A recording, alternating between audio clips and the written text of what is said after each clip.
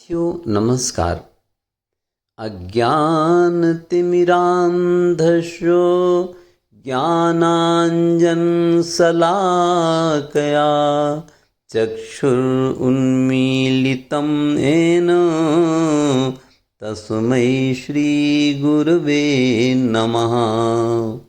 साथियों, आज प्रस्तुत है महर्षि योग दर्शन का 11वां सूत्र और पांचों वृत्तियों अर्थात प्रमाण, विपर्य, विकल्प और निद्रा के बाद पांचवी स्मृति वृत्ति।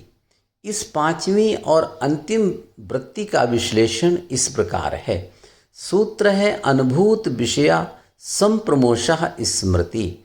साथियों, यह आत्मा की स्मृति नहीं है, बल्कि यह अनुभव किए गए विषयों की स्मृति है। अर्थात अनुभव किए गए विषयों से संस्कारों का हमारे चित्त में बने रहना और समय समय पर अथवा निरंतर अथवा स्मरण करने पर उनका मानस पटल पर उपस्थित हो जाना स्मृति है।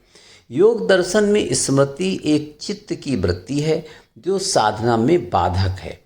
ये वृत्ति हमारे अनुभवों को बार बार चित्त में लाती है, प्रकट करती है, जिसके कारण हमारा मन वर्तमान में और साधना, ध्यान इत्यादि में स्थिर नहीं रहता।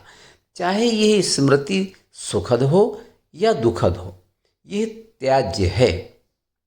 अद्वैत वेदांत और योग दर्शन दोनों के अनुसार यह त्याज्य है और इसे नियंत्रित करने की बात कही गई है, क्योंकि स्मृति ही अहंकार और वासनाओं को मजबूत करती है और ध्यान में बाधा उत्पन्न करती है। समाधि की अवस्था में स्मृति का लय हो जाना चाहिए, लय हो जाना आवश्यक है। जब साधक स्मृति से परे चला जाता है, तब साधक अपने शुद्ध स्वरूप में, चैतन्य स्वरूप में, आत्म स्वरूप में स्थित हो जाता है, जो कि साधना का अंतिम फल है, अंतिम उद्देश्य है। योग दर्शन के अनुसार स्मृति वृत्ति का प्रथम चारों प्रमाण, विपर्य, विकल्प और निद्रा के बाद पांचवें स्थान पर इसलिए स्थान दिया है क्योंकि उपरोक्त चारों वृत्तियों की स्मृति से ही पांचवी वृत्ति अर्थात स्मृति वृत्ति बनती है और उन चारों वृत्तियों के संस्कार ही हैं जो कि पांचवी वृत्ति अर्थात स्मृति वृत्ति के रूप में परिलक्षित होती हैं।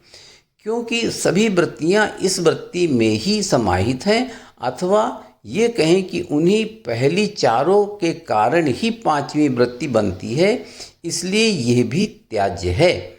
जैसा कि हमने पहले बताया कि ये पांचों वृत्तियां सुख, दुख, राग, द्वेष और अहंकार को जन्म देती हैं और समय समय पर हमारे मानस पटल पर मंडराती हैं, जिसके कारण साधक अपने शुद्ध चैतन्य स्वरूप में ध्यान और साधना में अनुभव नहीं कर पाता। इसलिए ये वृत्ति सर्वथा त्याज्य है।